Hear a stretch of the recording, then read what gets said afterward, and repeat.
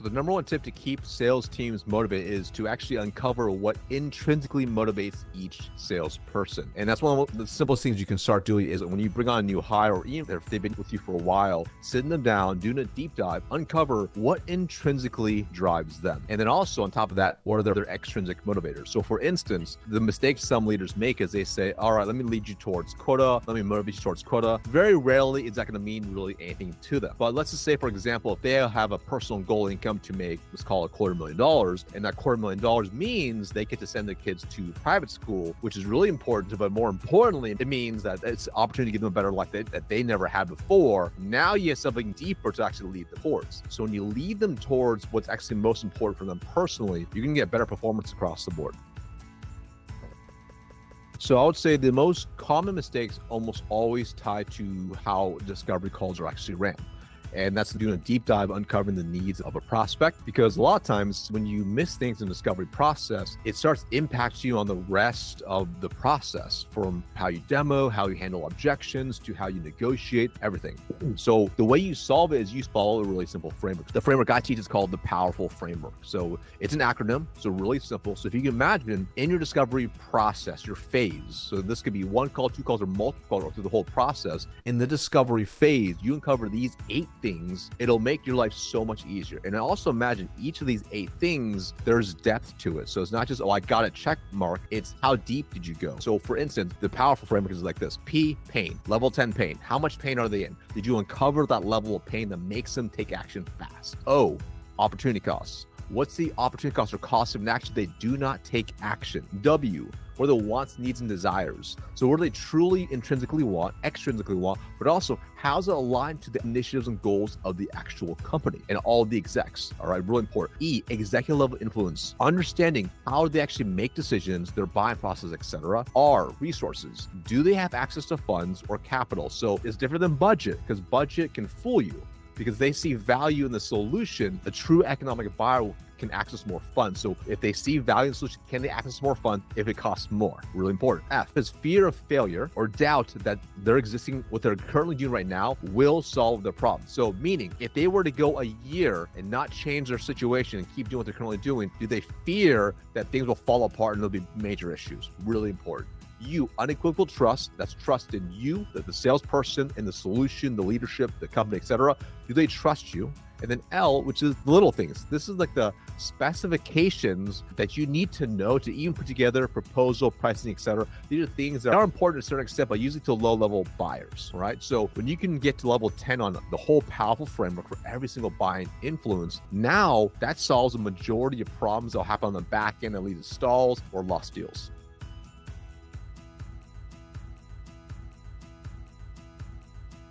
Number one, what is the constraint that team is running into? So it's important to understand that, because whatever constraint they're running into, that could be top of the funnel, middle funnel, lower funnel, it could be negotiating, it could be discovery, it could be personality, or whatever. Understanding what's the exact constraint of the team. We understand what the exact constraint of the team is, and it's not about tenure, because I've met reps who've been in sales for 15 years and they're struggle with the basics. It's uncovering what's the exact constraint, and then based off the constraint, can we create a solution that will help them not just solve it in the short term, but solve it in the long term. It's being able to build sustainable long-term habits that's going to be better than just coming in and doing a rah-rah training and then forget about it, but actually having something sustainable in place where as they continue to compound, the solution will help make them better over time. I'm going to avoid saying stuff hard work, they're ethical, etc. Those are expected. I find the top 1% of reps have a few different things in place. So number one, they're hyper goal oriented, right? They have their own goals and they know exactly what they're going after. That's beyond just the company goals. Number two, they have the ability to persevere. They know things will get hard. They'll get hit with roadblocks. Things won't go perfectly. The ability to persevere. Number three, they're creative. So they know that you can't put every prospect into one singular box. They have to be creative to either prospect, get attention, book meetings, move deals forward, to get other people involved. They're not stuck in a linear process. They're creative. Number four, they have high emotional intelligence, meaning really high social awareness about themselves, also social awareness about other people and how they impact other people. Number five, self-starter. These salespeople, you don't need to tell them what to do. They're going to go and start figuring it out, right? They're not going to wait around. So they are self-starters. Number six, growth minded. So they realize they're constantly growing, looking to get better. They're always trying to learn new things, improve in every part of life, not just in sales, but in everything. Number 7, they're compassionate and genuine. So they're real. They truly care. They know if they do a good job with the prospect, they can really positively impact their business. And number 8, passionate. It doesn't matter what they sell. They can sell the most boring thing in the world, but it gets them excited. They're excited about it. And I'm not saying they have to be bouncing on the walls, but they're just passionate about it. So I always imagine if you were to choose your personal favorite thing to do, can you talk about whatever you sell the same level of passion? But that could be anything. All right. Number 9, curious. So they're genuinely curious. So that usually means they'll ask more questions than discovery. They'll dive in deeper. They are curious about everything and they're genuine about it. Number 10, this is really important one. They're really organized. You'll reach a certain level where you can only do so much if you're not organized. Like they're very organized with how they run follow-ups, with their details, their notes, etc. And they're always playing 3 or 5 steps ahead by being so organized. Number 11, ownership mentality. So they take 100% ownership for the wins or the losses. So you'll go sideways, they get ghosted, whatever, they own it. Like, my fault, what can I do differently? So when they start thinking that way, they also create better solutions to improve how they actually run their sales process. And then number 12, they're highly coachable. So they know they must always constantly adapt and get better over time. And they're open to feedback. If they're getting feedback from someone that should be getting feedback, someone who's actually done a good job and has proven results, they're coachable. They're gonna be like, that's a good point. Let me think about this. Let me digest and execute it. Because being coachable is not just taking feedback, it's executing on the feedback as well. And I find when you have these 12 components all added together, that person's gonna be a rock star pretty much like 99.9% of the time. The big mistake was having an ego. I think as salespeople, as sales leaders, I remember early on, I had success going into my corporate career beforehand. School was okay, I did fine with that. I got an internship and I had my first taste into being ranked and doing well. And I remember I was an intern from the last 2 years in college and I was at a $15 billion a year company. I won intern of the year 2 years in a row for having the highest sales for insurance sales. And I built this ego in my head, like, oh, cool, I'm so good.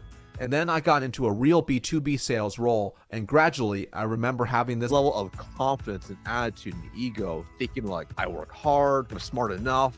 I crushed as an intern. I was beating all these full-time people out. It's one of the best reps in the company. I'm going to crush this B2B role. I also learned pretty quickly is B2B is different than B2C. So I go into the B2B role and I was the worst rep. I went 7 weeks in a row, closed 0 deals while everyone else closed deals. And I realized I had a lot to learn. And that was when I realized when you think you know it all, you don't know anything. And that was when I also realized your true education begins after you graduate.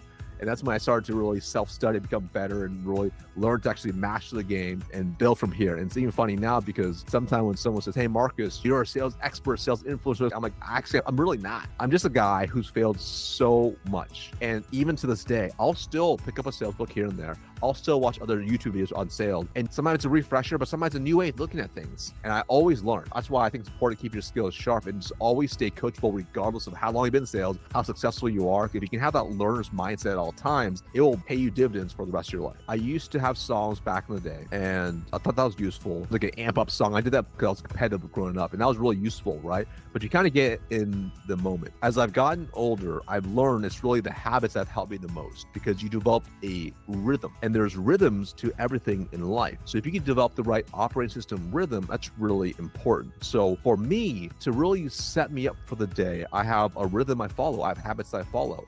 And I think it's important to understand before I share what they are. Some people are like, oh, it's crazy, all those things you do. You have to create what's best for you. And the habits I'm going to share so people can use as a framework is I build it into what I call the M5. And the M5 are 5 buckets. If you build these consistently as part of your habits, it will help give you energy and help drive the best set of habits for you for life. And this has helped me. So M5, there's going to be your mind habits, your money habits, your matcher habits, so like your purpose, right? Your muscle habits, things to do physically, and your marriage habits. And marriage is not necessarily married with a spouse, but your relationships in life. Imagine everyone around you, the people you're closest with, imagine if you had to marry them. Like, how'd you be different with that? So if you can build those habits into your every single day, it can be really powerful. So for example, here's how I incorporate all these things. When I wake up, what's important to me is like first thing I'll do is I work out. No phones, like, or no social media. I'll listen to music while I work out or listen to a book. I don't listen to news. I work out. That just gets the blood flowing. That's really key. Do that. Cool. That feels awesome. 30 minutes. It's usually a hit workout, like 360, 480 reps of a specific muscle group. Boom, in and out, 30 minutes, done every single day. Get that done. Once that's done, I'll go downstairs to my home office here and I'll actually do some breath work for a little bit to help set into place mentally. And then after that, I'll listen to, that's a little crazy. It's a recording of myself that I recorded of what my future life is like,